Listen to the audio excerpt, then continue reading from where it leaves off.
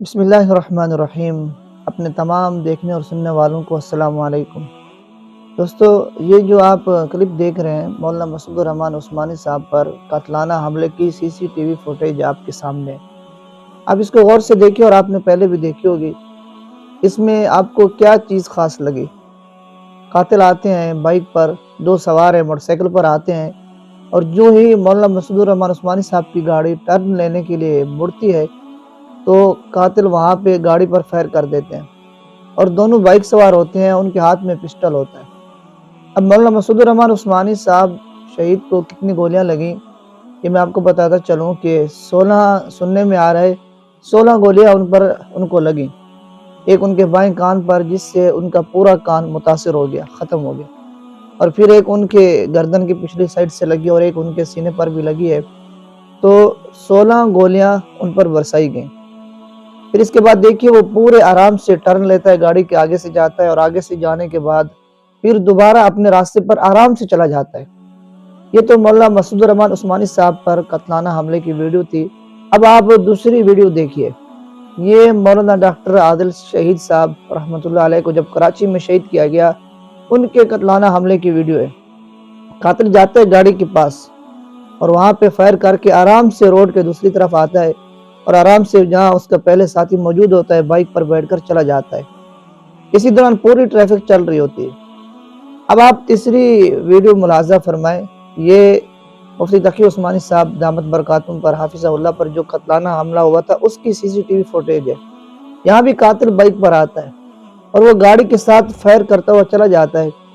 اسی دوران ٹریفک بھی رواں دواں ہے، گاڑی والے بھی لوگ آ رہے ہیں، بائک والے لوگ بھی آ رہے ہیں، پورا یعنی شرائع عام ہے۔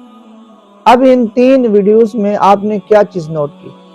آپ نے دیکھا کہ مولانا مسعود الرحمان عثمانی صاحب والی ویڈیو میں قاتل آتا ہے، پورے آرام سے فائر کر کے چلا جاتا ہے، قتل کر کے چلا جاتا ہے۔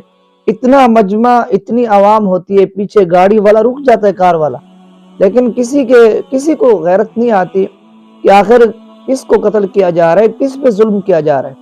آپ نے یورپ میں یا موبائل پر بہت ساری ایسی ویڈیوز دیکھی ہوں گی کہ جہاں گوروں کے اندر اتنا احساس باقی ہے، اتنی انسانیت باقی ہے کہ جب کوئی ڈاکو وہاں لوٹ رہے ہوتے ہیں، پیچھے سے آنے والا ڈاکو کے اوپر گاڑی چڑھا دیتا ہے، ڈاکو کو ٹکر مار دیتا ہے، اور ایک ٹکر نہیں مارتا۔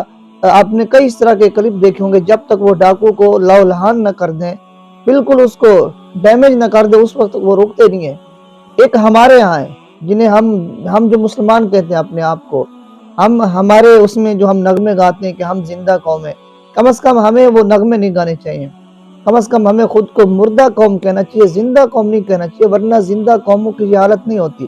آپ کراچی کے اندر دیکھ لیں، ڈکیت آتے ہیں، آرام سے لوٹ کر چلے جاتے ہیں۔ 2 ڈکیت ہوتے ہیں، پورا روڈ لوگوں کا ہوتا ہے، عوام کا ہوتا ہے، کسی کو غیرت نہیں آتی۔ یہی عثمانی صاحب کے واقعے میں ہوا کہ پیچھے والے کار سوار کو بھی غیرت نہیں آئی، لوگ رک جاتے ہیں۔ ہمارے ہاں کس چیز کی آخر اتنی بے حسی آ گئی کہ روڈ پر ایک آتا ہے، لوٹ کر چلا جاتا ہے، گولیاں برسا کر چلا جاتا ہے، ایک چراغ کو بجھا کر چلا جاتا ہے، لیکن ہمیں غیرت نہیں آتی۔